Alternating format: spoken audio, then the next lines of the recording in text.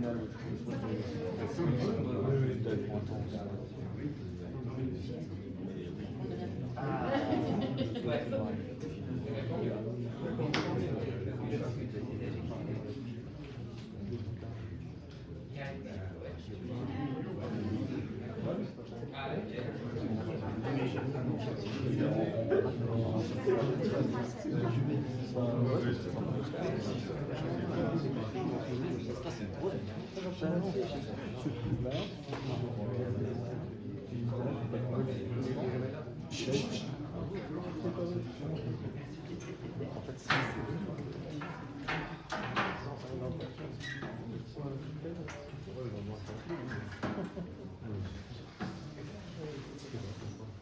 je pense qu'on va commencer. Il est 18h. Alors, bonjour à tous. Merci d'être venus pour cette rencontre. Donc sur la thématique alcool et chemsex, pour faire court. Donc, je suis Philippe Cardot, je suis président de l'association Fétiche Social de Strasbourg. Donc, on a eu l'idée de faire cette rencontre, enfin d'organiser une rencontre sur ces deux thématiques avec des personnes directement concernées. Voilà, c'est-à-dire vraiment échanger autour de gens qui ont une expérience sur ces thématiques-là. Et donc, tout d'abord, merci à la librairie Clébert d'avoir organisé du coup cette rencontre, en particulier Olga et Alice. Vous êtes là? Oui. Alors, Alice, c'est moi, et Olga n'est pas là, mais je dirais. Juliette. Et merci à Juliette. Voilà, merci beaucoup. Merci évidemment à Yann et Charlotte d'avoir accepté cette invitation. Vraiment, merci beaucoup. Et puis, merci aussi à Yann Erax, désolé, et à Riyad et d'Alsace qui sont également présents. Alors, d'un point de vue pratico-pratique, cette rencontre, il va y avoir une première partie avec des questions-réponses avec les deux auteurs. Ensuite, il y aura évidemment les questions avec le public. Alors, soit à l'oral, soit si vous le souhaitez, on peut faire passer aussi des petits papiers pour que vous écriviez vos questions et puis, là, je peux les reporter. Et ensuite, dans un troisième temps, donc Ed Alsace va intervenir pour expliquer un petit peu quels sont les dispositifs en place, plus spécifiquement sur la question du chemsex. Voilà. Donc, Yann et Charlotte, donc très rapidement, on va faire rapide, on va faire direct. La première question, pourquoi vous avez eu envie d'écrire? Donc Yann sur la question du chemsex, et puis Charlotte sur l'alcool. Pourquoi vous avez eu envie d'écrire donc sur ces expériences de vie, et puis qu'est-ce que vous avez voulu transmettre?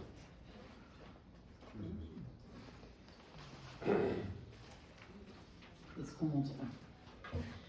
Merci beaucoup déjà à toutes et à tous d'être venus. C'est forcément un petit peu intimidant. Pourquoi avoir eu envie d'écrire? Parce que pour ma part, j'ai été dans un déni pendant de très très longues années, à me dire que je n'étais qu'une bonne vivante. Mais parce qu'en fait, pour moi, l'alcoolique, c'était pas moi. C'était pas une jeune personne, c'était pas une jeune femme. J'étais pleine d'a priori, pleine de préjugés, et donc je me suis dit, en fait, si ça peut aider, ne serait-ce qu'une personne à se dire que ça n'arrive pas qu'aux autres, ce serait déjà pas mal. Et surtout parce qu'en fait, quand j'ai pas eu le choix que d'arrêter de boire, et que j'ai dit à mon entourage, en fait, je vais essayer de ne plus boire parce que je suis alcoolique.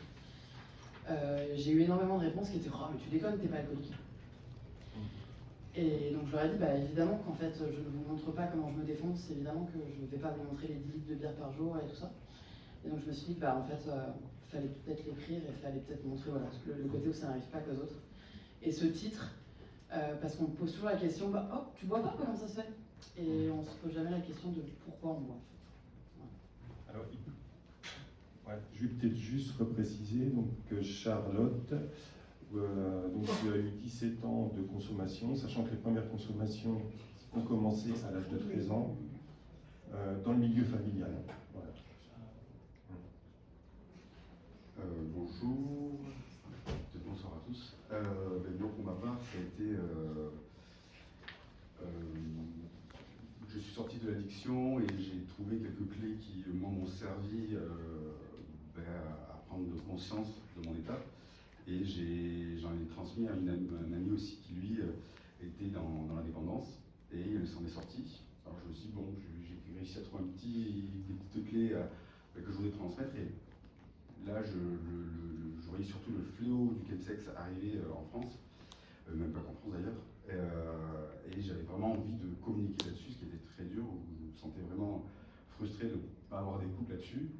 Et depuis, une écoute, donc merci justement d'être là, de vous intéresser à ce sujet.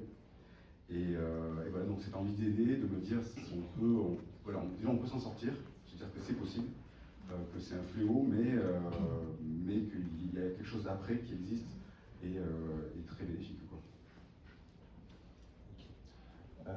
Donc, alors si on prend au départ, ça paraît toujours quelque chose d'anodin, autant avec l'alcool qu'avec... Alors, le chemsex, est-ce que tout le monde sait de quoi on parle? C'était peut-être la première chose. Alors, ben, si tu veux peut-être expliquer, Yann. Le chemsex, donc pour chemical, donc c'est des poudres, donc des drogues de synthèse qu'on prend en même temps qu'une relation sexuelle. Donc pour avoir un orgasme multiplié, mais comme chaque poudre, il y a une addiction derrière. Et donc du coup, le chemsex, c'est prendre des substances pendant l'acte sexuel pour plus de plaisir. Donc au départ, ça paraît toujours anodin, simple, autant dans ce que vous décrivez. Charlotte, pour toi, c'était dans le contexte, dans le milieu familial en fait, donc dès l'âge de 13 ans. Je pense qu'en France, il n'y a rien de plus anodin que de boire un verre.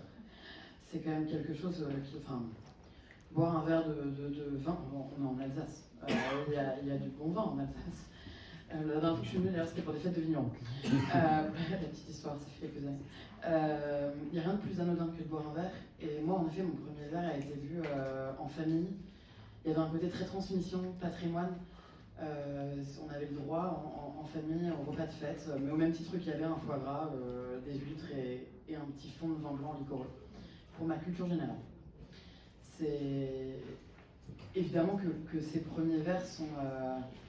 on n'interroge absolument pas ce qu'on est en train de faire. Enfin, en tout cas, moi, dans mon cas, c'était juste faire comme les grands, être cool, faire un truc de mon âge, être ado. Et puis après, ensuite, me faire intégrer pour un tas de choses. Mais c'est pas... L'alcool est tellement présent dans la société que c'est pas du tout quelque chose, en tout cas, qu'on questionne tout de suite. Alors, il me semble que... Alors, moi, je pourrais presque faire un parallèle du peu que je connais. J'ai un peu l'impression, toute proportion gardée, qu'avec le chemsex, c'est un peu pareil. C'est-à-dire que c'est devenu presque culturel dans certains endroits, j'aurais envie de dire. Alors, je ne sais pas ce que tu en penses. Si, c'est totalement anodin. Du coup, je travaillais aussi avec Ed. Et les témoignages actuels, c'est on propose des poudres sans prévenir, sans quoi que ce soit. On vient pour dans le cul et la personne se dit mais tiens, tu fais une trace. Alors que moi encore à mon époque c'était pas trop le cas.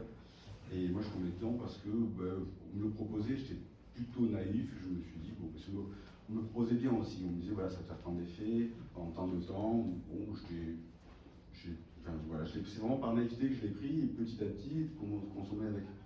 Donc du GHB, donc c'est un liquide cette fois-ci qu'on prend dans un verre pour avoir à peu près les mêmes effets de l'alcool d'ailleurs, pour avoir une euphorie et être désinhibé. Et puis on me proposait des poudres, et j'ai pris des poudres, mais toujours pareil, dans le cadre assez bienveillant, la personne, comme elle en prend, elle se sent bien, on a envie de tester avec lui, on sent une communion en plus avec lui, donc avec le partenaire. Et donc c'est vrai que moi, n'ayant pas fumé jeune ou bu jeune non plus, voilà, j'ai été leurré un peu par toutes ces sensations que je ne connaissais pas. Cet ego a pris le dessus sur moi.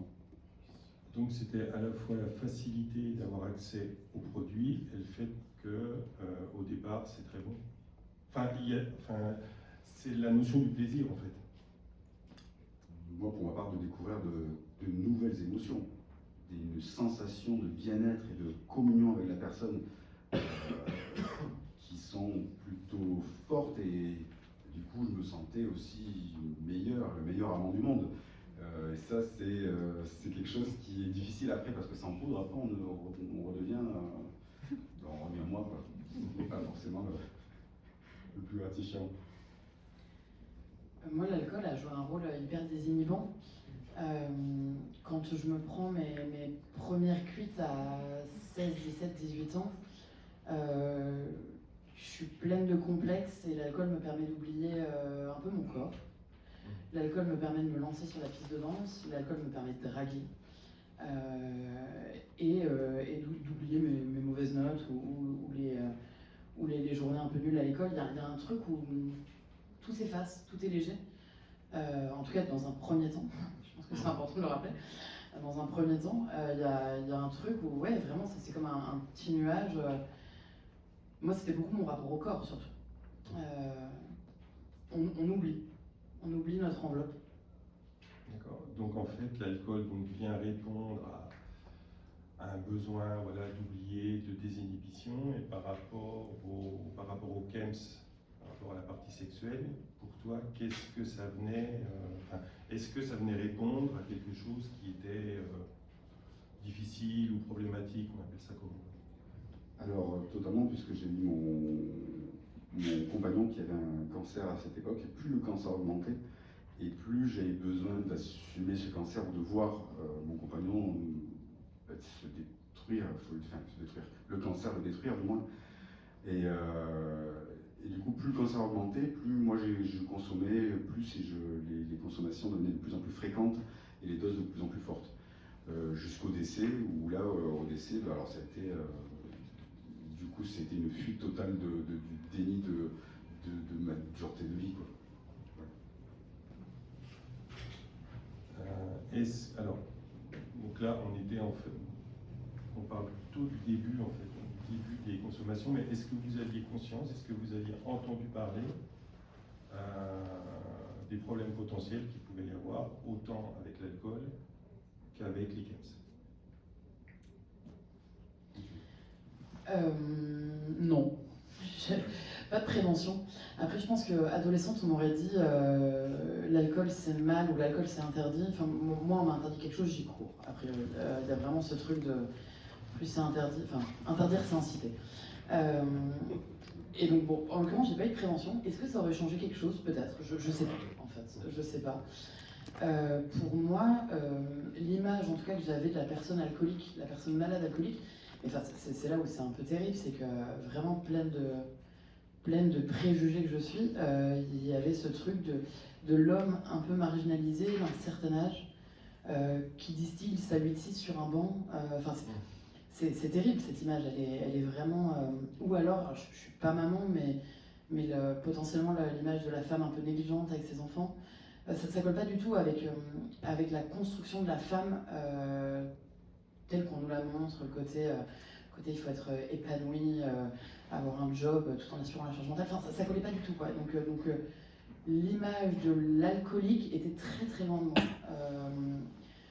Moi, je faisais, en tout cas, c'est ce que je me disais, je faisais comme tout le monde, quoi. Je faisais comme tout le monde, je buvais avec mes copains. En plus, et c'est là d'ailleurs où à la lecture de ton livre, je me suis dit, bah, c'est encore l'ego d'ailleurs qui parle, parce que moi je me dis, ah bah moi c'était légal. Il y a ce truc où la bière et le vin, enfin, c'est vendu en plus, ouais, vraiment le côté vente libre, où je me dis, mais en fait, je prends pas de risque, c'est un truc que tout le monde fait. Mais ce qui nourrit le déni, en fait, enfin, vraiment. Et comme tu dis, moi c'était illégal, donc j'avais conscience que c'était pas bon. Je savais très bien que si c'est illégal, c'est pour de bonnes raisons, et que c'est quelque chose qui était mauvais pour moi. Mais quand j'en prenais, moi je trouvais ça très bien, donc je me dis illégal pourquoi, et comme tu dis aussi, on se compare toujours avec drogué, parce que voilà, la personne qu'on voit dans le caniveau ou qui fume, mais lui il gère pas. Moi je gère, voyons, je vois bien que je m'éclate pendant les soirées, tout va bien, je suis pas dans ce cadre-là, et donc du coup, non, pas forcément d'a priori, comme j'expliquais, quand une personne me dit la drogue c'est mal, je dis mais c'est que t'as pas essayé en fait. Et c'était vraiment.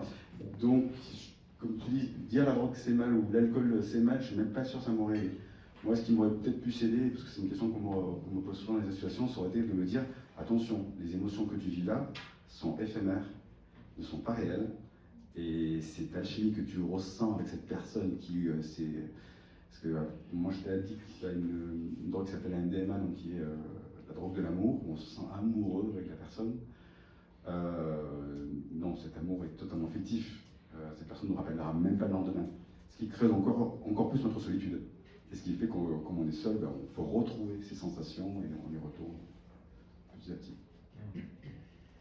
Par rapport aux effets des produits, alors dans tout ce que vous décrivez, pour un même produit, c'est des effets qui peuvent paraître contradictoires. Tantôt c'est calmant, tantôt c'est stimulant, tantôt c'est désinhibant. Enfin, est-ce que l'effet de ces produits, c'est toujours prévisible? Ou est-ce qu'au final, il y a un tel besoin en amont parce qu'on n'est pas bien, etc. On s'adapte aux effets surprises, des fois d'ailleurs, qui vont se dérouler. Alors oui, à la longue, par le quotidien, ou du moins par chaque week-end, parce que commencer par les week-ends, enfin un jour, puis après le week-end entier, puis après dans la semaine, on apprend. Moi je prenais du GHB et pour commencer à être dans l'état d'euphorie, mais le GHB, si on en prend trop, on s'endort, donc ça peut être mauvais. Du coup, un petit rail pour me réveiller. Donc j'arrive à me connaître, ou du moins connaître dans l'état de la soirée. Le but, c'est de tenir le plus longtemps possible. Je commençais le vendredi midi et je terminais le dimanche, dimanche après-midi. Si c'est pas le dimanche soir, un petit dernier. Mais vraiment, le but c'est la compète, c'est d'avoir parce qu'on a une excitation constante, mais sans jamais arriver à l'orgasme. C'est vraiment très très frustrant, mais on veut toujours plus. Et oui, pour ça, on jauge avec tous les produits, quoi. Et dans les différents produits aussi. Donc c'est en avoir toujours plus, ou aussi éviter de revenir à un état où on sait que ce sera triste, terne plutôt. Alors les tristes ternes, c'est l'envie d'y revenir. Et je pense que je ne sais pas si tu as vécu ça aussi. Alors c'est drôle parce que dans ton livre, tu écris l'alcool est instable. Je prends pas d'alcool parce que l'alcool est instable, alors qu'avec les produits, je sais ce que je fais. Moi, c'est une raison pour laquelle j'ai pas pris de produits, parce que justement, l'instabilité des produits me faisait peur, mais j'avais l'impression du coup de tout calculer correctement avec l'alcool. Alors même que j'ai commencé à boire parce que je trouvais ça hyper rock'n'roll et que j'avais Amy Winehouse comme modèle, quoi. Là, en fait, c'était plus du tout rock'n'roll de se dire bon bah à 11h il me faut ma bière blanche. Enfin, tout était très calculé à la fin d'ailleurs. J'avais vraiment, c'était pour éviter de redescendre, en effet. Alors même si je connaissais pas tellement la gueule de bois, ce qui est un peu, j'avais pas vraiment l'effet de descente. Mais par contre, mais surtout à la fin de la consommation, j'avais un vrai manque physique pour le coup. Forcément, des litres de bière, ça laisse des traces. Et c'est vrai que moi, le matin, je me réveillais, par exemple, j'avais les poings serrés, j'avais des nausées, les dents, la bouche vraiment crispée. Et en fait, ces symptômes-là s'effaçaient dès que je buvais un verre. Donc c'est vrai que la descente, finalement, je faisais en sorte qu'elle n'existe pas. Il me fallait à minima toujours la perspective du prochain verre. Et pour toi, c'était pareil? Oui, et par contre pour les descentes aussi, moi je les avais bien par contre. Mais les premières descentes, moi c'était pas... La première descente que j'ai eu une alchimie avec un gars, et il est parti. Et je l'appelle, je dis, tu vois, tu t'en vas, il pleut. Et je commençais à pleurer.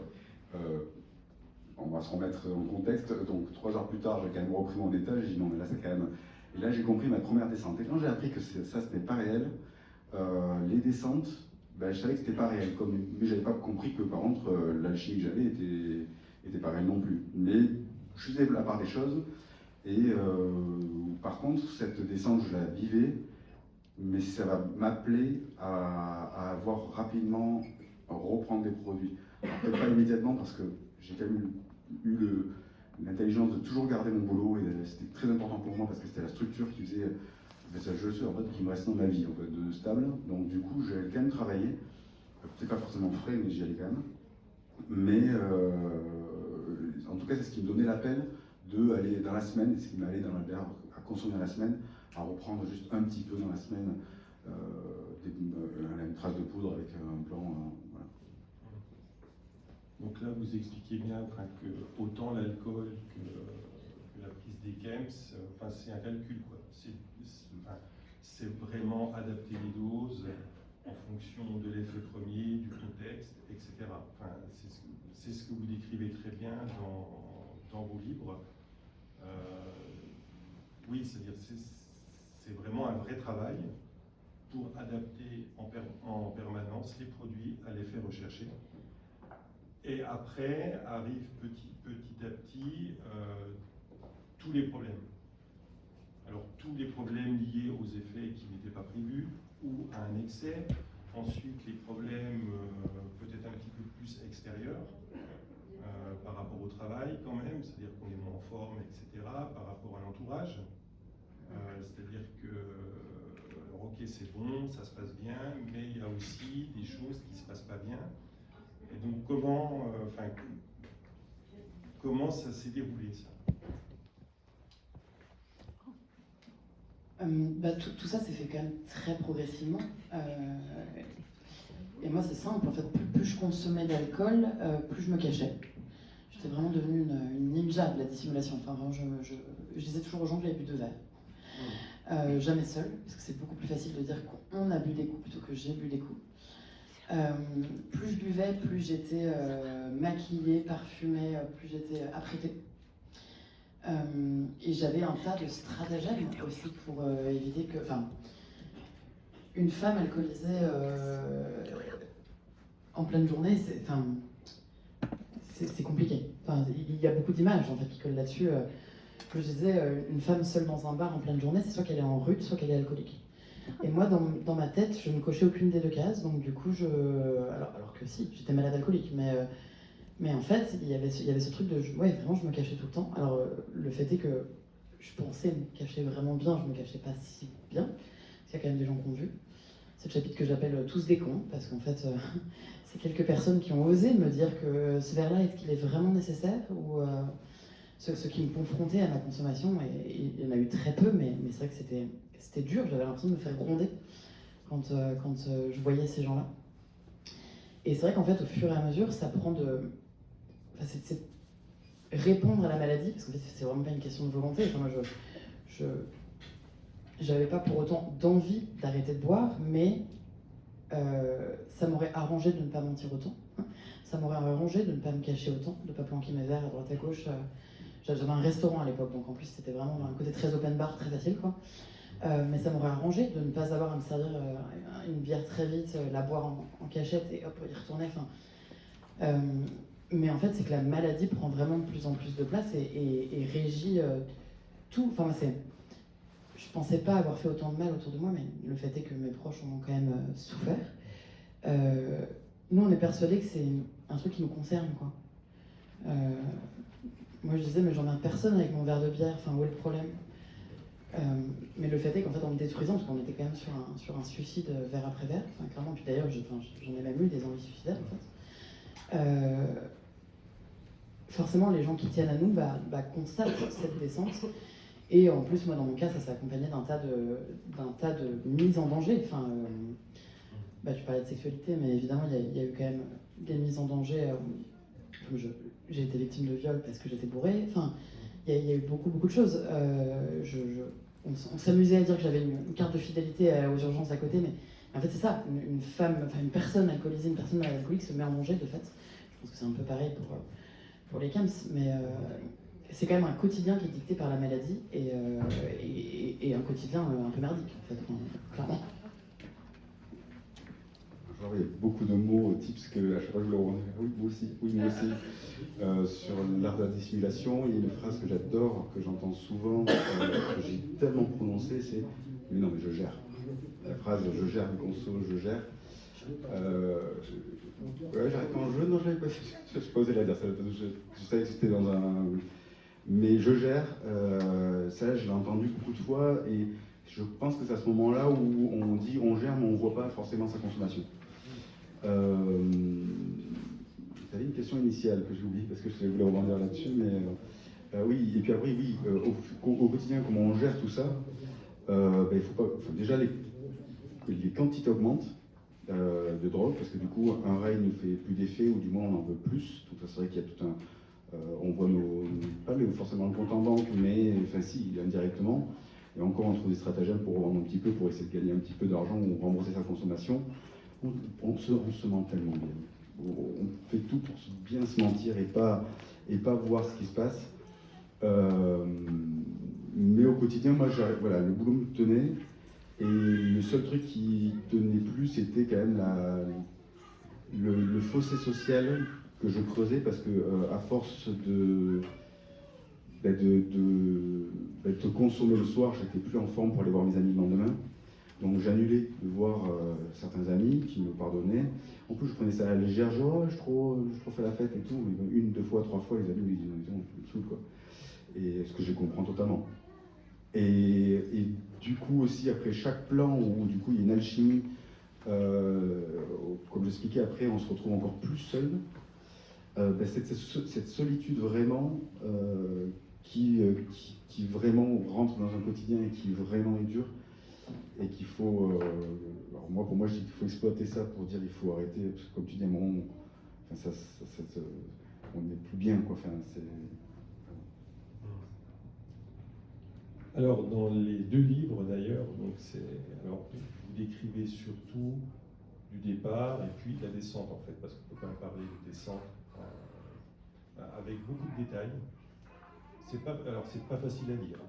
À tout personnel, avec mon avis, c'est pas de la lecture de salon, je dirais, hein. C'est vraiment très très détaillé dans les situations personnelles, le contexte, les émotions, les sensations. Enfin, c'est très prenant. Enfin, on y est, quoi. Pour un peu qu'on ait un peu d'imagination, ce qui est mon cas. Voilà.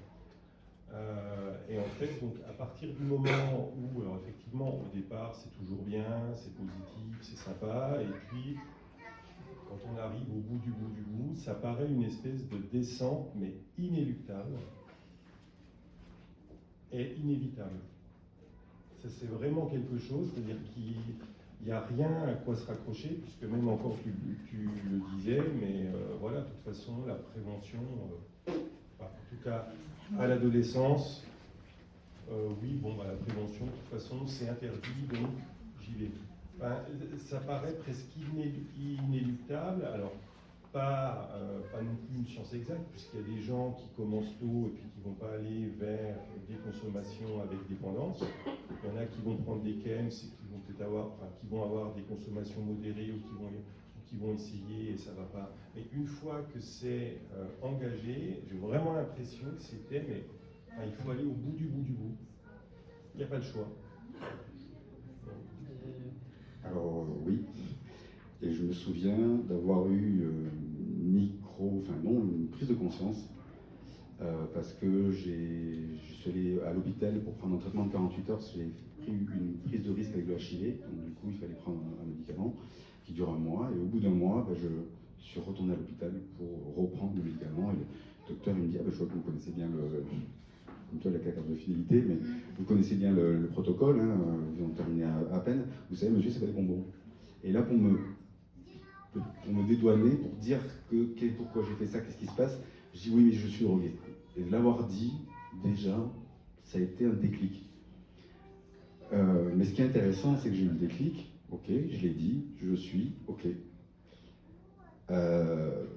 On fait le tour de la situation, j'habite, tout est compliqué dans ma vie, Michel n'est plus là, mon compagnon, je n'ai plus rien à sauver dans ma vie, je m'en fous en fait, je m'en fous, je suis drogué, et là du coup, mais je continue parce que j'ai plus rien à gagner. J'avais dit, cette phrase, la vie ne peut plus rien me rendre, elle m'a privé de mon amour, donc elle ne peut plus rien me rendre. Et donc du coup, c'est vrai que moi j'ai continué pleinement dans cette voie-là.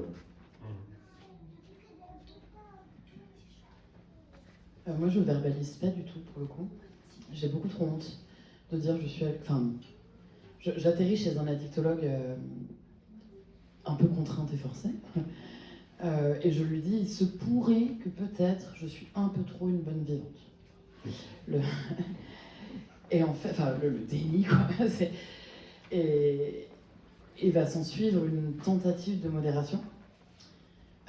qui dure quelques semaines, et mais probablement les pires semaines de ma vie, parce qu'en fait cette tentative de modération, je ne sais pas modérer.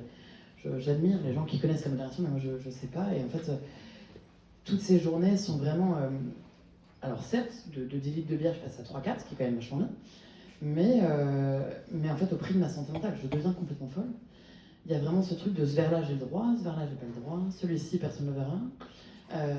Et en fait, c'est vrai qu'il y a vraiment à ce moment-là, je me dis, mais ça va durer combien de temps? Enfin, je la vois pas à la fin, justement. En fait, je la vois pas à la fin. Et moi, je sais qu'en l'occurrence, dans mon parcours de sobriété, mon entourage a joué un rôle énorme. Enfin, je pense que je serais pas sobre, d'ailleurs, si j'avais pas eu... si j'avais pas été très bien accompagnée. En gros, j'ai atterri chez cet addictologue suite à une énième chute où j'ai vraiment failli mourir une nouvelle fois.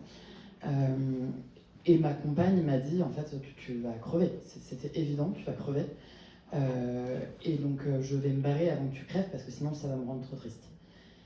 Et moi, en fait, je me dis, j'ai pas du tout envie de me faire quitter. J'ai pas de problème avec l'alcool, toujours pas. Mais par contre, j'ai vraiment pas envie de me faire quitter. Et donc, il faut à minima que je lui montre que j'ai entendu ce qu'elle vient de me dire et que je vais essayer de faire un effort. Et pour autant, en fait, l'engrenage est tellement lancé que... Enfin, en fait, l'engrenage est tellement lancé qu'on n'imagine pas un seul instant la vie sans ce produit. Et en fait, d'ailleurs, c'est peut-être probablement la meilleure prévention, c'est de dire que c'est possible sans. Moi, je connaissais pas la vie sans elle. Enfin, d'ailleurs, je voyais même en soirée, par exemple, je n'ai jamais remarqué quelqu'un qui ne buvait pas. C'était pas quelque chose que je voyais parmi les gens dans la soirée. Aucune perspective de vie sans, qui pourtant, mais bon, ça on pourra peut-être en parler, est très chouette, quoi. Mais... Alors, sachant que, c'est vrai que tu peux le dire maintenant parce que tu es passé par là. Oui, oui. Enfin, c'est tout le paradoxe. C'est-à-dire que maintenant, maintenant tu peux envisager, de dire la vie sans parce que tu sais par où tu es passé, alors qu'en France, alors c'est vrai, enfin en France, pas qu'en France, mais aussi, c'est vrai que l'alcool est partout. Alors partout, que ce soit dans les magasins, enfin voilà, c'est culturel, c'est familial, enfin. Ah mais l'alcool est vraiment... Enfin, pour avoir côtoyé différents milieux professionnels, enfin, aussi bien dans le journalisme que dans la restauration, que dans le milieu agricole, mais c'est partout pareil, en fait l'alcool est dans tous les milieux, il n'épargne aucune classe sociale, et d'ailleurs moi c'était quelque chose qui m'arrangeait bien, parce que je trouvais, moi qui avais toujours un peu de mal à rentrer dans le moule, parfois je me trouvais... trop citadine pour des milieux agricoles ou trop cutéreuse pour des milieux parisiens. Et donc il y avait ce truc où en fait à 2 bières, j'avais l'impression de tout mon niveau. Ça m'a arrangé vachement bien. Enfin c'est quelque chose dont j'ai beaucoup puisé. Et la question initiale était sur le... Je sais plus. Ah bonheur. Non, mais on discute là. Non mais c'était l'engrenage. Ah oui, et pour la suite, moi je sais que par exemple, il y a eu une petite phrase qui, au moment de cette modération, enfin en tout cas cette tentative de modération pour moi, il y a eu une petite phrase qu'on m'a dite et qui a joué un grand rôle, qui m'a beaucoup aidé. C'était par exemple une soirée où ça faisait quand même des mois que mes proches me disaient « Oh tu déconnes Charlie, t'es encore trop picolé, oh et puis là t'as ouvert ta grande gueule ». Enfin, c'était quand même très très fréquent qu'on me dise le lendemain que j'avais un peu merdé, quoi, que j'avais un peu... Ouais. Pas du tout violent, mais le côté je prends trop de place. Et ben, il y a eu une soirée où, par exemple, j'ai pas consommé ce soir-là, peut-être une bière. Et on m'a dit, une bière qui m'en manquait, est déjà trop, mais bon. Et on m'a dit, oh, t'as vu comment t'étais drôle sans alcool? Et en fait, c'est drôle, c'était la première fois qu'on me valorisait pour quelque chose que j'étais sans alcool. Et cette phrase, je m'en rappelle très bien même de l'endroit où elle a été prononcée, parce que la première fois que j'ai pu envisager une chouette version de moi sans alcool. Alors que j'étais intimement persuadée qu'arrêter de boire, c'était ne plus jamais danser, ne plus jamais rigoler, ne plus jamais faire rire les gens, ne plus jamais faire l'amour, ne plus jamais faire... Enfin, il y avait plein de trucs où je me disais, mais c'est impossible, cette vie n'est pas... Et me dire que c'était possible sans, en tout cas pour moi, c'est peut-être une des meilleures préventions. De dire que... Oui, c'est une raison pour laquelle... Mais toi aussi, j'aime. Attends, on fait une... Non, pas du tout, parce que c'est super intéressant. J'étais captivé, donc c'est vraiment top. Alors, juste la question de départ, c'était la descente inéluctable. C'était vraiment, enfin, ce caractère inéluctable, il n'y a rien à faire, il faut toucher le fond, votre fond, j'aurais envie de dire, enfin, qui est propre à chacun, j'imagine, pour prendre conscience que là, c'est plus possible. Oui, alors là, je pense que je vais m'arrêter parce que j'ai répondu à ça. Ah bon Non, j'avais dit que pour moi, j'avais plus rien à sauver. C'est-à-dire que, comme j'avais perdu mon compagnon, j'ai eu la prise de conscience que j'étais drogué en le verbalisant. Et concrètement, voilà. Par contre, je voulais rebondir ce que tu disais sur l'après. Oui, il y a une vie sans produit et il y a aussi une sexualité sans produit. Moi, la sexualité et la drogue étaient très liées. La vie et l'alcool étaient liés. Et le retrouver une sexualité sans produit, pendant que j'étais drogué, c'était inimaginable. Mais clairement, c'est-à-dire que quand j'arrêtais les produits, que je faisais un plan sans, un orgasme, nul. Un orgasme, quoi. Non, zéro. Sauf que retrouver des... Enfin, je dis parce que pour moi, c'est quelque chose qui est important, et surtout à dire dans le milieu associatif. Retrouver une sexualité sans produit, je suis allé voir un sexologue qui m'a dit vous consommez trop facilement le sexe. Donc du coup ça devient trop banal, du coup prenez des produits. Ben, restreignez-vous, frustrez-vous, et cette frustration va se transformer en désir. A plus B égale C. Sorti de là, ouais. Et alors non, je ne pouvais pas arrêter le sexe, parce que ça fait depuis les 16 ans que je consommais, et que je pense que j'étais plus addict au sexe qu'à la drogue. Mais il fallait décorréler les deux. Et du coup, je me suis frustré et j'ai arrêté les produits. Et c'est énorme déjà de dire... donc moi, j'ai diminué mes pratiques. En diminuant mes pratiques, à dire non à des personnes, je disais non, c'est-à-dire que moi, je donnais mon corps à tout le monde. Et là, je me préservais en disant non. Et quand je voyais que je disais non, l'autre me disait tu fais chier, compagnie. Ben, ça le faisait chier. Et donc, il avait quand même envie de moi. Il y avait des désirs. Alors qu'il n'y avait plus de désir avec les poudres. C'est fini, puisqu'on prenait les poudres et là, il y avait du désir réel. Et en disant non, voilà, il y avait une frustration de sa part, de la mienne.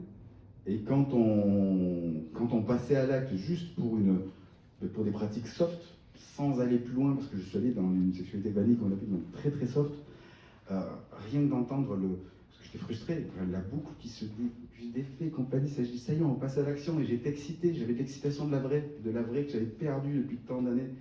Et ça c'est quelque chose qui devient limite plus fort, plus intéressant, même pour retrouver ça. Enfin, je m'étais bandé les yeux pour retrouver tout ça, pour en fait recréer de vraies communions avec une vraie personne, et pas une personne avec des produits, pas moi sans produit.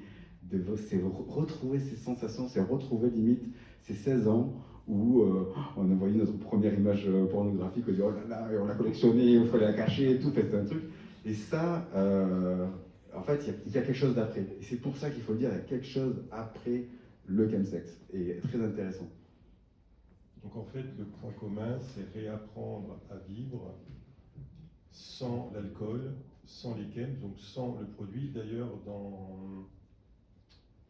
je crois que c'est toi, Charlotte, dans ton livre, tu dis 2 fois le monstre en moi. Et même toi, oui, le venin à un certain moment, le produit, il est décrit comme une personne, enfin, comme quelque chose d'extérieur que vous observez, qui a pris possession de vous, de toutes les situations.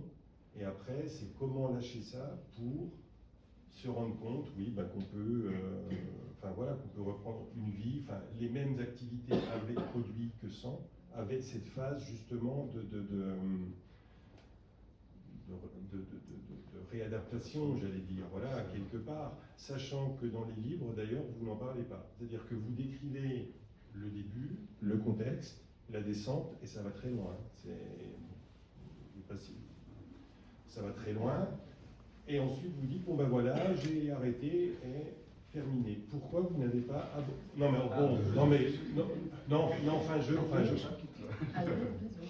j'ai lu 2 fois pour...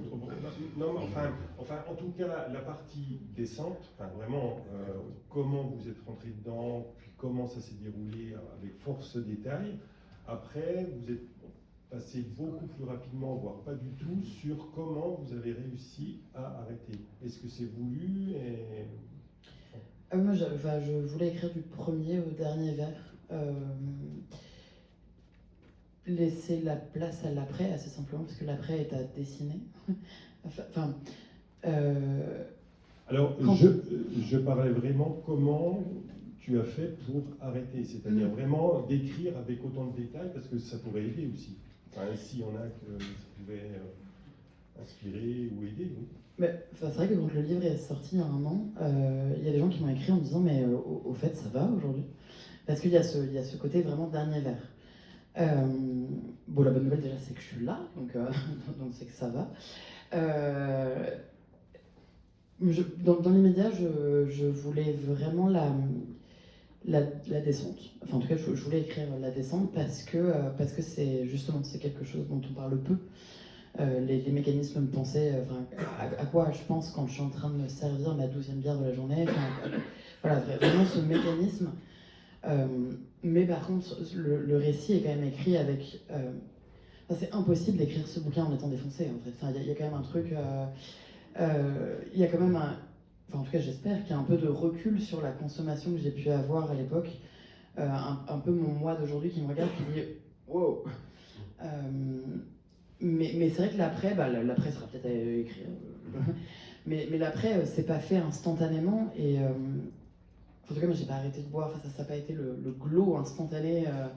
La promesse des magazines féminins avec on perd 10 kilos, on a une super peau. Pas du tout. Non, enfin, moi, j'ai été sous traitement pour sevrage alcoolique, traitement que je prends encore aujourd'hui.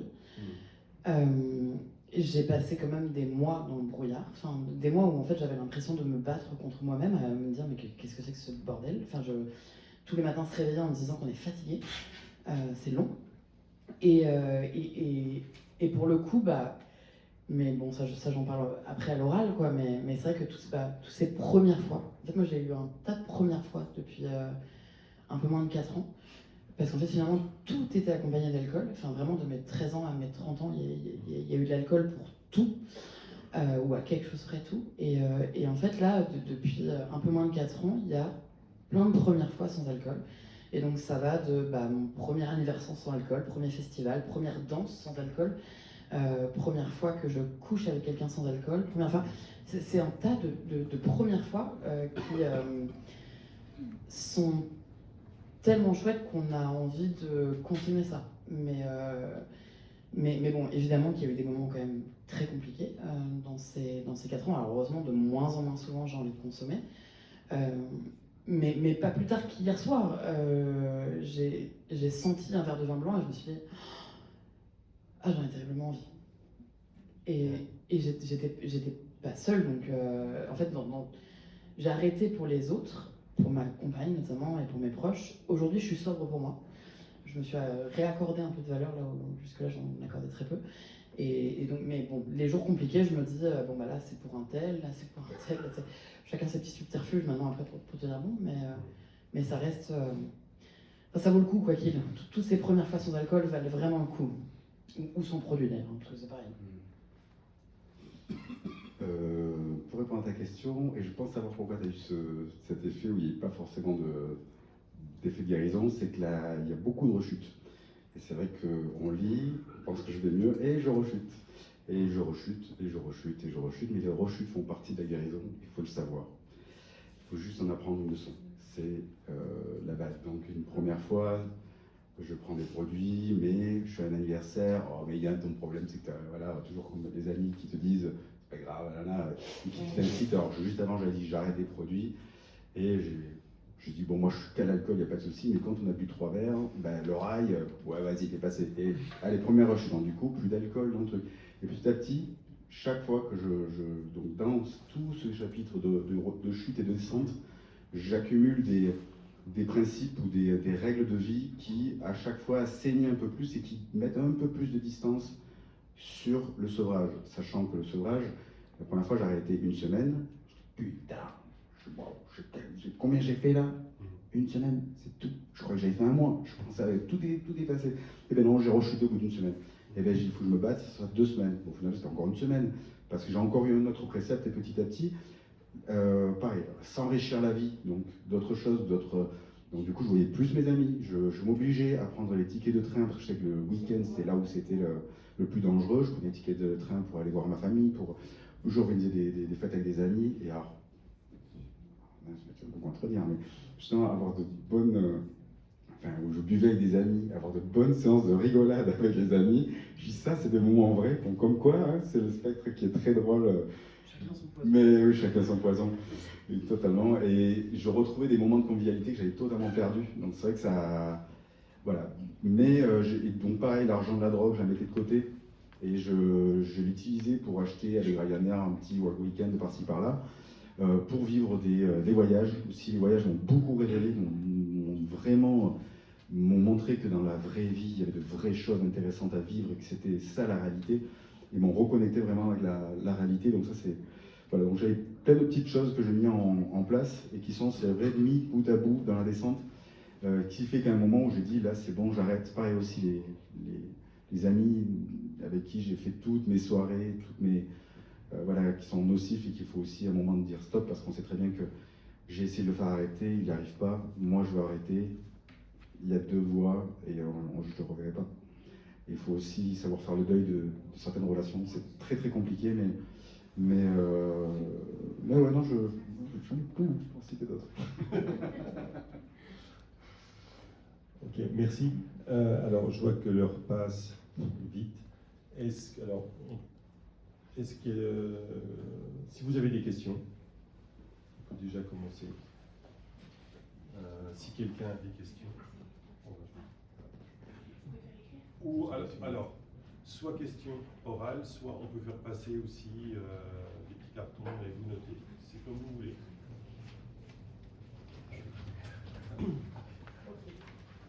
Bonsoir. Merci pour cet échange. Il est très intéressant. Moi, dans mon cas, j'essaie d'arrêter de l'alcool, là en ce moment.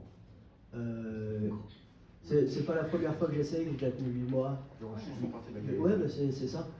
Et en fait, l'une des questions qui m'interpelle le plus personnellement, c'est l'incitation des proches à la consommation dans le cadre festif, mais également dans le cadre familial. Et comment ça a été perçu de votre côté, justement, mais dans le cadre des deux drogues, hein, parce que c'est aussi... Oui, c'est commun. Voilà, c'est commun. Et justement, comment ça a été perçu et comment s'en défaire d'une certaine manière ou se l'appréhender d'une autre manière? Déjà, bravo de tenter cet arrêt, enfin, c'est courageux. C'est pas facile, les proches. Moi, je sais que par exemple, un truc qui m'aidait beaucoup était de ne pas laisser le choix. En fait, il y avait ce... Bah alors, c'est peut-être pas votre cas, mais moi je sais qu'en tout cas, dire « je suis alcoolique », il y avait vraiment ce truc, on insiste peu, heureusement, pour quelqu'un qui dit qu'il galère avec l'alcool, en fait. De dire j'ai un rapport compliqué avec l'alcool, je vais essayer de ne pas boire.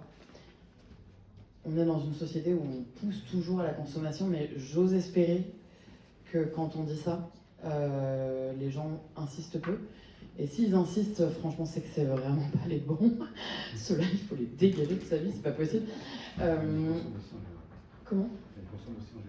Oui, mais parce qu'en fait, c'est ça, c'est qu'en fait, quand on dit qu'on ne consomme pas, de fait, ça tend un miroir. Ça tend un miroir et il y a des gens qui n'ont même pas envie de le tenir, quoi. Au-delà de regarder dedans, ils ont vraiment même pas envie de le tenir, parce qu'en fait, forcément, on se questionne instantanément sur sa consommation. Et il y a des gens qui n'ont pas du tout envie de se questionner. Ça, c'est très arrangeant. Moi, je sais que quand j'ai arrêté, j'avais quand même très à cœur de continuer de garder ma vie sociale, parce qu'en fait, sinon, je me disais, voilà, double peine, j'arrête de boire et en plus, j'arrête de sortir, enfin, l'enfer. Mais par contre, être très vocal en disant, en fait, voilà, je vais tenter de ne pas boire et tu serais prié de ne pas insister. En fait, de débunker le truc avant même qu'on dise quoi que ce soit. Et ceux qui insistaient, vraiment, je disais, mais t'es qu'un con, en fait. Moi, je n'ai pas trop ressenti ça, puisque c'était des relations éphémères. En relations éphémères, je pouvais vite... j'avais pas trop besoin. Et puis avant, on pouvait dire s'il y avait des produits. Si je voyais le mec arriver avec des produits, c'était bon, quoi. Donc, du coup, ça, j'avais pas trop ce souci-là, mais je pense qu'elle a bien répondu. Merci.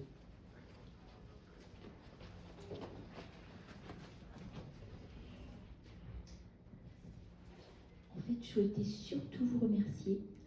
Je suis très émue, infiniment, parce que j'ai perdu une de mes sœurs à cause de l'alcool. Voilà. Donc, merci, merci. Hein, mais je ne sais même pas comment vous remercier pour ces témoignages et qui sont... c'est généreux de votre part. C'est infiniment généreux. Merci à vous. Merci beaucoup. Et j'aurais voulu pouvoir l'aider, j'étais incapable, je ne savais pas quoi dire, quoi faire. Ça, j'aurais beaucoup aimé, si j'avais su comment faire. Merci beaucoup. Et moi, j'ai eu de la chance, il y a des gens qui m'ont aidé. Et pour autant, j'aurais aussi compris qu'ils partent. Ça aurait été évidemment très dur. Par exemple, je prends le cas de ma compagne qui a décidé de rester et de m'aider. Aujourd'hui, j'aurais vraiment pu comprendre qu'elle parte et qu'elle ne sache pas. Parce qu'en fait, faut un moment aussi qu'on se sauve seul. Il y a des gens qui m'ont aidé en plantant des petites graines et ça a été un long parcours. Enfin, je pense que si l'ultimatum a pris ce dernier jour, finalement, c'est peut-être parce qu'il y avait eu plein de petites graines plantées par des gens qui ont tenté de m'aider. Mais il faut penser à soi aussi et vraiment, je pense que tout le monde n'est pas... C'est dur ce que je vais dire, mais tout le monde n'était pas sauvable, entre guillemets. Enfin, à un moment, il faut aussi penser à soi. Et pas de culpabilité à avoir pour soi. Et c'est vrai que quand on est dans le produit, et je pense que là, pour le coup, que ce soit l'alcool ou n'importe quel autre produit, il y a un vrai égoïsme. Enfin, on ne voit que la vie autour de son produit et de sa consommation. Et il y a une étude qui est sortie qui dit que pour une personne alcoolique, il y a 5 personnes qui souffrent autour. Et moi, je ne m'en rendais absolument pas compte avant, par exemple, d'arrêter. Enfin, aujourd'hui, je découvre que ma mère avait envisagé de me faire hospitaliser. Enfin, tout ça, je ne le savais pas. En fait, je pensais que c'était un non-sujet.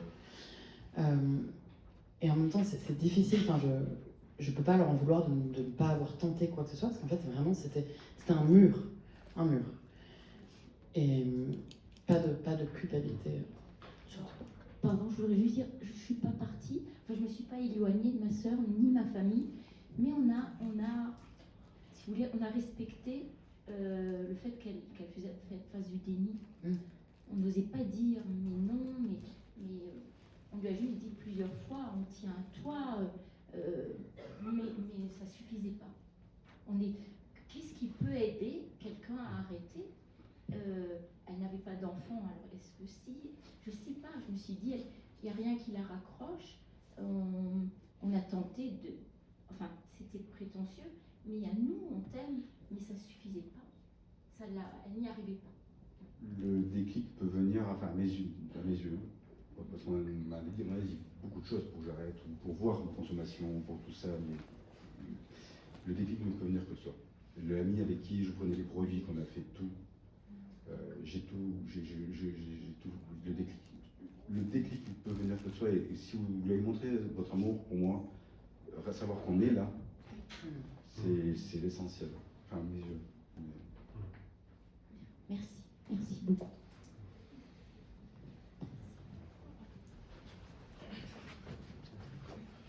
Ouais. Alors bonsoir, moi dans mon cas c'est une addiction plus comportementale, plus par rapport à la sexualité. Alors c'est pas du chemsex à proprement parler, le seul produit que j'utilise c'est du poppers, qui pour moi est un peu une porte d'entrée à tout ça. J'ai vu des amis qui ont commencé avec ça et après ça allait plus loin. Et moi ce qui m'embête le plus dans l'addiction, c'est que cette addiction elle m'a mis plusieurs fois dans des situations où si j'avais pas eu de chance, je serais plus là. Et je me dis pourquoi, malgré le fait que je sache que c'est dangereux, que je risque ma vie, ne serait-ce que en donnant des adresses à des inconnus rencontrés sur Grindr, en donnant ne serait-ce que des photos, des coordonnées, pourquoi, malgré tout ce qui m'est arrivé, je continue d'avoir des pulsions? Alors on en parlait en privé tout à l'heure. Je pense qu'avant même d'être accro au chemsex, avant même d'être accro à la drogue, drogue, même être accro, enfin, je parle pour toi, ou la question de manager, on est accro à l'adrénaline. On est accro à l'imprévu. On a des vies où on a besoin de piment. Et c'est le piment idéal. Il coûte pas cher, il est là bon, pour les produits, mais pareil pour la sexualité. Et alors moi j'ai ma théorie, on en parlera en privé tout à l'heure, mais c'est encore un autre sujet. Mais pour enfin voilà, je sais pas si faut que je travaille ma réponse avant. Ah, c'est bien cette réponse. Non, mais c'est moi, je me colle dessus. Mais parce que le cerveau fait bien les choses aussi. Le cerveau se rappelle que des trucs cool quand même. Moi, je me rappelle que bourré le lendemain, j'étais quand même nourrie par la honte. Mais je me rappelais du fait que j'avais dansé comme une ouf avec mes potes. Et cette partie-là était cool. Et que, in fine, 6 mois plus tard, je me rappelle que de ce truc-là. Et ce qui est d'ailleurs une des raisons pour lesquelles parfois je peux encore avoir envie, par exemple, parce qu'en fait je me rappelle pas des mises en danger, je me rappelle pas tous ces trucs-là, et qu'il y a un peu ce truc de on se met en danger et on se dit ça n'arrive qu'une fois, la prochaine fois je vais gérer quoi. Sauf qu'on en veut toujours plus, et que forcément plus on en veut, plus on se met aussi en danger. Mais là, enfin. Je suis pas médecin, je veux pas faire de la médecine de comptoir, quoi, mais il y a quand même ce truc de... On se rappelle que des bonnes choses, on oublie vite l'envie de plus et l'envie de fun et l'envie de tout ça dépasse notre petite conscience qui nous dit ah, c'est pas ok, c'est pas ok. Et puis n'oublions pas quand même qu'on est dans une société où il y a les Tinder, Grindr, toutes les applications qui nous poussent à consommer, qui nous mettent des notifications ding ding pour nous rappeler. Ça, c'est quelque chose que j'ai supprimé pour éviter d'être tenté avec les addictions, parce qu'on est sollicité, et quand on est sollicité, ça nous ramène à ça. Ça peut être déjà un premier pas d'enlever tout ce qui est... Parce que c'est vrai que j'ai remarqué, même par ennui, je m'ennuie, bon bah, tiens, qui c'est qui est connecté? Là, si par ennui, je veux dire, je me suis acheté une grosse boîte de Lego pour pouvoir éviter de me connecter et de jouer au Lego ou de lire un bouquin. Mais quand je lis le bouquin, j'ai toujours le téléphone à côté. Donc je fais en sorte de bloquer. Et ce qui est très drôle, c'est que quand on bloque le téléphone, qu'on le met de côté et qu'on s'accorde du temps à écouter de la musique, à faire ses Lego ou bouquiner ou quoi que ce soit, et bien on apprécie vachement ce moment-là et on se dit putain, j'aurais consommé autrement. Et alors oui, il n'y a pas de piment, mais il y a une satisfaction sereine, une sérénité qui s'installe. Et ça, c'est aussi bénéfique, il faut apprendre à l'apprécier. Pour moi, le début de réponse était là-dedans. Pour le cursus que tu es en train de faire, j'ai dit que j'ai dissocié avec ce livre, enfin avec mon histoire, le sexe et la drogue, mais par contre le sexe était toujours présent. Actuellement, je suis en train de faire un travail justement pour diminuer mon addiction sexuelle qui est toujours pareil. Une addiction, elle est liée quand on pense qu'elle est dérangeante. Mais après, chacun sa consommation au sexe et à son rapport avec elle. Je sais pas si j'ai... Oui, merci beaucoup. Et puis encore une fois, merci pour le témoignage, ça fait du bien aussi.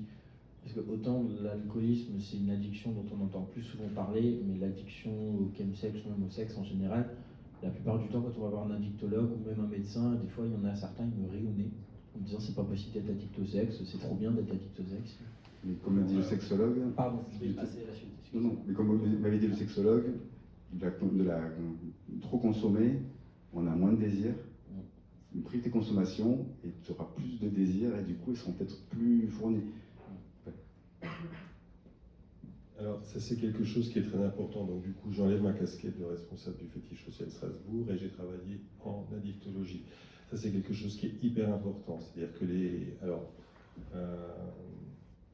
il n'y a pas que les produits, il y a ce qu'on appelle les addictions sans produit. Ensuite, qu'est-ce qu'on appelle une addiction? C'est quand il y a une dépendance. Et qu'est-ce qu'une dépendance? C'est pas une quantité. C'est la relation qu'on établit, soit avec un produit physique, soit aussi avec un comportement. Sachant que la base, c'est quoi? C'est le comportement qui est produit ou pas, qui va générer une sensation, souvent sensation, émotion, qui nous plaît, et on va continuer. Et il y a dépendance quand on n'arrive pas à s'arrêter. Et ça, il n'y a que chaque personne qui peut définir, en se regardant, enfin, en regardant sa propre situation, ce qu'elle ressent, est-ce qu'elle peut s'arrêter ou pas, ou, alors ça c'est la dépendance, c'est-à-dire que si elle arrête ou elle essaye d'arrêter, ça ne va pas du tout, ça c'est son ressenti, c'est elle qui peut juger que ça ne va pas du tout. Sachant que tous les problèmes, y compris avec l'alcool, il n'y a pas que la dépendance. Il y a aussi ce qu'on appelle les consommations problématiques, c'est-à-dire qu'on peut encore s'arrêter, mais il y a déjà des problèmes. Des problèmes liés aux effets du produit, liés aux conséquences des consommations, les contextes, etc. Donc c'est vrai que c'est quelque chose qui est très progressif, mais le centre, de toute façon, le centre, ça reste la personne qui va avoir ce comportement. De toute façon, c'est elle qui va, dans son expérience, qui va, entre guillemets, déterminer est-ce que c'est à risque, est-ce que c'est problématique et est-ce que j'arrive à arrêter ou pas. Voilà. Mais c'est vrai que les addictions sans produit, on en parle très peu. Alors, sachant que les addictions sans produit, en particulier sexuelles, c'est largement alimenté aussi, c'est pas un jugement moral, avec les applications de rencontres où vous avez le catalogue et c'est facile d'avoir, alors voilà, vous avez différentes parties corporelles et puis vous choisissez, enfin, c'est vraiment un étalage de produits. Enfin, ça peut être vu comme ça, attention, je ne veux pas résumer, il y a pas... mais ça incite aussi, voilà, vous avez le catalogue, vous cliquez, j'aime pas, je bloque, je machin, envoie-moi la photo de ton truc, ah non, ça me plaît pas, c'est-à-dire qu'il n'y a même plus la rencontre, il n'y a même plus la chimie qui va se passer entre humains, c'est juste un catalogue de parties corporelles, de têtes, de trucs, de tout ce que vous voulez, et puis on choisit et on consomme tout de suite. Ça facilite aussi, du coup, cette espèce de consommation. C'est-à-dire que la sexualité, alors, mais encore une fois, il n'y a pas de jugement de valeur, on peut consommer de la sexualité parce qu'on en a envie, voilà. Mais c'est pas que ça. Il y a la rencontre avec l'autre, il y a la question du désir, ce que tu décris très bien dans ton livre d'ailleurs. Voilà, tout. Enfin, voilà. Bon, je reprends ma casquette de. Voilà. Mais là, du coup, c'est quand même important ça. Enfin, c'est hyper important. Allô? Du coup, moi, je voulais demander, par rapport à l'aspect médical et aux figures médicales, à quel moment déjà vous avez entrepris de vouloir voir un médecin et est-ce que vous avez été suivi par un psychologue ou peut-être un addictologue sur le long terme et est-ce que ça vous a aidé pour le déclic et est-ce que ça vous a aidé globalement par rapport à votre famille à côté qui pouvait vous donner des conseils ou pas? Est-ce que c'était valorisant pour vous?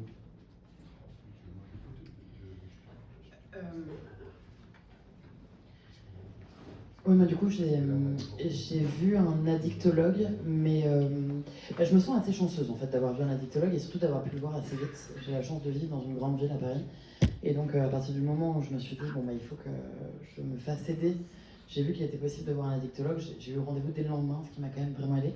Addictologue que je vois encore aujourd'hui. Donc 4 ans plus tard, je le vois encore. Alors je le vois un peu moins qu'avant. Avant, je le voyais quasiment toutes les semaines. Et maintenant, je le vois toutes les 5-6 semaines. Hyper important. Enfin, en tout cas, dans mon cas, hyper important. Je pense que la clé, c'est de ne pas rester seul. Et j'ai une psy à côté, pareil, que je continue à voir. Et j'ai agrémenté tout ça. Ça fait vraiment recette de cuisine, mais de groupes de parole. En fait, et ça pour le coup, moi je voulais pas y aller. Je me disais, oh là là, hors de question, atterrir dans une cave avec des gens qui parlent d'eux, le côté un peu sectaire et tout, je voulais pas, vraiment, c'était terrible. Et le fait est qu'en fait, c'est venu très tard, au bout de 11 mois, j'avais arrêté. J'ai eu envie de boire, en fait, une nouvelle fois, et je me suis dit, mais c'est pas possible, en fait, j'aimerais bien en parler à des gens qui comprennent cette envie énervée là de boire. Et du coup, j'y suis allée en groupe de parole et en fait, j'y vais encore toutes les semaines du coup. Ces nouvelles personnes font un peu partie de mon quotidien, peut-être pas, mais quand même. Et en fait, en parler, moi, je sais que ça m'aide énormément. En fait, à partir du moment où on le pose, on arrive à prendre un peu de hauteur sur ses envies, sur ses trucs, et c'est vrai que ça aide pas mal dans mon cas. Pour moi, je l'ai vu un psychologue qui m'a donné un médicament et j'ai dit super, je veux pas de drogue, on me ressort comme une autre, top. Et finalement, avec le recul, je dois avouer que c'était un palier qui m'a aidé à prendre un peu de distance. J'ai vu un addictologue qui, lui, c'était à l'époque, cette histoire est pas ancienne, mais elle n'est pas non plus toute neuve. Le terme de chemsex n'existait même pas, donc il ne savait même pas ce que c'était, il s'en foutait. Et donc du coup, il m'a dit c'est plus dans la tête, hein, c'est comme un pot de Nutella, vous êtes déprimé, vous en prenez. Donc il n'était pas forcément là. Mais attention, je dois reconnaître que maintenant, ils sont à jour, ils sont au top, les addictologues, ils connaissent tout, et ils sont très bons, vraiment, j'en côtoie, et ils sont une belle mise à niveau. Et après, j'ai vu donc ce sexologue qui m'a mis cette phrase dans la tête, et qui pour moi a été une belle révélation. Je trouve que essayer, c'est déjà avoir une envie de tenter quelque chose. Et en fait, c'est une envie de se sauver. Ça marche pas, c'est pas grave. Tente-le, fais tout. Va voir toutes les associations, tout. Et d'en parler. Et en fait, ça fait du bien. Et puis même, ça fait du bien parce que moi, je reprends le contrôle de ma vie. Bon, j'ai foiré la fois d'après, mais je mets des choses en œuvre. Et puis, enfin, ça se donne au moins l'illusion qu'on fait quelque chose et qu'on y arrive. Et mine de rien, on y arrive comme ça. C'est bête, mais c'est pour ça que je dis que les rechutes font partie de la guérison parce qu'il faut montrer qu'on veut se sauver parce qu'après, petit à petit, on y croit, il y a quelque chose à sauver et on se sauve. C'est vraiment, moi je dis tentez tout. Vraiment, il y a d'ailleurs, je sais pas, c'est pas contre, il y a pour les groupes de parole digitaux, pour le chemsex, il y a Chemspose, c'est un groupe de parole digital où on peut avoir même un parrain, où du coup on a envie de consommer, on peut contacter cette personne-là pour. Voilà, donc c'est vrai que sinon on est dans le chat, on prend une quiche, on tous les grosses chats, il y a de tout. Mais voilà, c'est assez intéressant parce qu'on dit qu'on voit qu'on n'est pas tout seul, et c'est vrai que ça aussi c'est top, c'est vraiment top. Mais moi je suis pour tout essayer, vraiment. Et d'ailleurs, je pense qu'on va arriver à essayer des associations qui sont très fournies, qui sont très là, et merci à elles d'ailleurs, qui sont toujours présentes pour ce sujet. Alors, est-ce qu'il y a des questions encore? Non. Du coup, on va laisser la parole à Yann, donc de Aide, Alsace, Grand Est, voilà, qui va vous parler justement de ce que propose Aide concernant le chemsex, plus particulièrement, avec l'alcool aussi, parce que ça peut être mélangé, hein, évidemment. Bonjour. Déjà, merci pour vos témoignages. C'est très touchant. Et justement, en fait, les témoignages, c'est vraiment la libération de la parole. Et la libération de la parole est vraiment très importante pour construire la prévention. Nous, chez AIDS, depuis 40 ans, on lutte contre le VIH, contre la sérophobie, les discriminations qui y sont associées. Et aujourd'hui, la pratique du chemsex nous repose la question justement de cette prévention à refaire avec ces personnes qui ont pratiqué ou qui pratiquent le chemsex. Parce qu'aujourd'hui, il n'est pas possible d'accompagner ces personnes-là vers du soin ou vers de l'autonomie sur leur pratique tant qu'on sera dans le jugement. Moi, je ne suis pas ici là ce soir pour dire la drogue c'est bien, la drogue c'est pas bien. Je suis simplement là pour dire qu'aujourd'hui, il est possible de faire appel à des associations comme AIDS justement pour empêcher que cette problématique devienne plus compliquée dans la vie sociale, dans la vie professionnelle ou dans la vie de tous les jours. Notre but, c'est d'accompagner, soutenir et écouter les personnes qui pratiquent le chemsex. Donc bien sûr, je pense que vous connaissez tous AIDS, ça fait quand même 40 ans qu'on est là. Nous intervenons physiquement auprès des personnes qui sont vulnérables aux infections VIH. Et dans la pratique du chemsex, il y aurait entre 7 à 20% de prévalence aux infections VIH. Évidemment, quand on fait du chemsex, la protection sexuelle n'est pas la priorité, puisque de toute façon, la désinhibition des produits font qu'on prend des risques. On prend des risques pour sa santé, mais on prend aussi des risques pour les autres. Aujourd'hui, pour accompagner ces personnes-là, en fait, on met en place un accueil vraiment, comment on pourrait dire ça, inconditionnel. Le public chemsexeur aujourd'hui ne se considère pas non plus comme un public forcément problématique. Quand on consomme du chemsex, tu me diras si j'ai tort ou pas, mais on ne se considère pas comme une personne qui consomme de la drogue. Voilà, c'est très récréatif au début. Voilà, c'est récréatif, tu vois. Après, ça devient addictif. Et justement, avant qu'on arrive dans cette addiction et de se rendre compte de cette problématique, et ben c'est là où justement nous on intervient. On intervient bien sûr en cas de gros problèmes et tout, etc. Mais ce qu'il faudrait aujourd'hui, c'est que toutes les personnes qui pratiquent le game sex, ou même les proches de ces personnes-là, sachent que des associations comme Aide sont là pour construire ensemble la prévention. On a beaucoup de choses qui sont mises en place. On peut très bien avoir des dispositifs d'écoute et de soutien en ligne.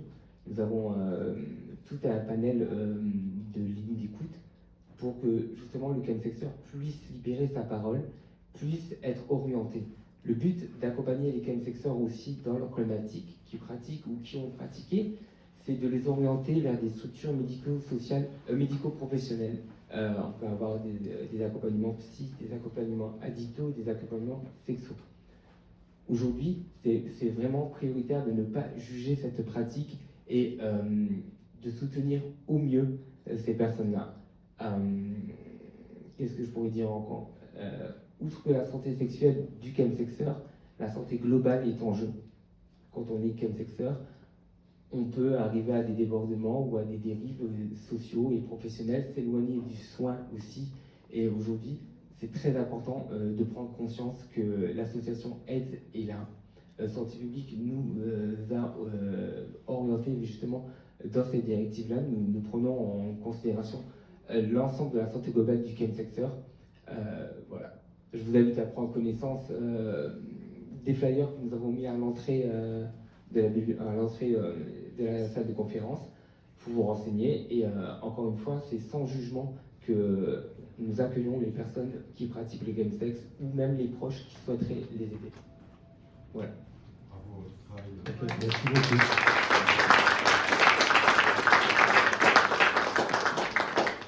Alors, sachant que pour être complet, évidemment, Aide a une place qui est essentielle sur la durée, 40 ans, par rapport à toutes les problématiques qu'on connaît, VIH, IST, chemsex, etc. Mais évidemment, ce n'est pas les seuls, donc ça, il faut le savoir aussi. Plus largement, au niveau addictologie, il y a des structures médico-sociales, il y a des structures associatives, il y a des structures hospitalières. Les deux peuvent être d'ailleurs couplés. Bon. En tout cas, il y a des structures au niveau de l'alcool, ça roule depuis très longtemps. Enfin, en tout cas, les dispositifs sont là depuis très longtemps. Par rapport au chemsex, comme tu l'as dit très bien, ça a mis du temps. Moi, je me souviens, quand j'y travaillais, j'ai entendu des choses. Bon, donc tant mieux si... Alors, effectivement, il y a eu un effort, enfin, il y a eu une prise de conscience au niveau gouvernemental avec des plans qui ont été mis en place, etc. Mais donc, tout ça pour dire qu'il y a les structures associatives comme Aide, il y a aussi les XAPA, il y a les structures à l'hôpital, etc.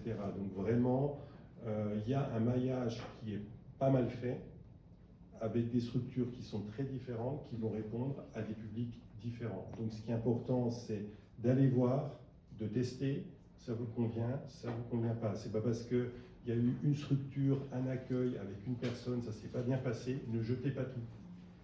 Demandez à voir quelqu'un d'autre, changez d'endroit, enfin voilà. Donc vous pouvez évidemment chercher sur internet santegouv.fr, enfin vous tapez chemsex, moi je l'ai encore fait cet après-midi, vous voyez, enfin voilà, il y a plein de personnes ressources, il y a plein de structures ressources. En tout cas, c'est hyper important de persévérer. Voilà.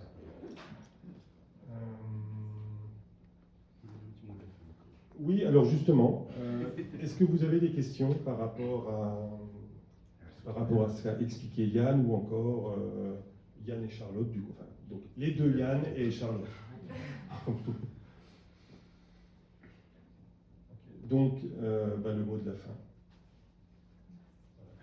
Le mot de la fin, optimiste, mais moi, il y a quelque chose qui me fascine ce produit, c'est vraiment, c'est que la molécule qu'on va prendre, on va la prendre pour sa première prise, elle va nous révéler, elle va nous, putain, ça va être un truc de dingue, ça va être de la magie, vraiment, on est Harry Potter, c'est au top, avec sa baguette. Et plus on va arriver dans le temps jusqu'à la dernière prise, la même molécule, elle n'a pas changé, elle nous aura pourri la vie, pourri la vie. Et ça, c'est un truc de fou. Moi, ça me fascine de me dire qu'en fait, la drogue, elle ne change pas. On change, nous, face à la drogue. Et c'est là où je te rejoins, c'est qu'il faut s'adapter avant que tout devienne addiction et que tout devienne... de cette première prise à cette dernière prise, il y avait beaucoup de choses qui se sont passées. Il y a peut-être un moment où on peut... voilà. Et deuxième truc compliqué, c'est toujours pareil, on peut retrouver une sexualité sans produit et elle est top, il ne faut pas croire qu'elle est... Voilà. J'ai même cette mésaventure m'a ouvert beaucoup plus de courage pour faire beaucoup plus de voyages, pour aller être encore plus entreprenant dans la vie, pour, après avoir eu un peu côtoyé les bas-fonds, psychologique je parle, du coup j'ai eu plus de confiance en moi pour, dans la vraie vie pour voir des choses. Alors je ne dis pas qu'il faut tous tomber pour... mais en tout cas, n'hésitez pas qu'il y a un beau futur qu'il y a après tout ça. Voilà. Et justement, c'est vrai que nous, on fait les récits un peu de notre descente aux enfers, mais ce qui aurait été cool, ce serait qu'on s'arrête avant de toucher le fond. Et finalement, on rencontre heureusement plus de gens qui sont peut-être dans cette descente et pas en bas. Et en fait, ce qui est bien, c'est justement de libérer la parole avant de toucher le fond, en parler, en fait, vraiment en parler. Et si on peut éviter d'aller jusque là où finalement nous on est allé, c'est peut-être encore mieux. Et la vie sans vaut le coup. Enfin, j'ai commencé à boire parce que je trouvais ça très rock'n'roll, et la vie sans produit, sans alcool est aussi très rock'n'roll, et c'est aussi une manière d'emmerder le monde dans lequel on vit que de fonctionner sans. Voilà.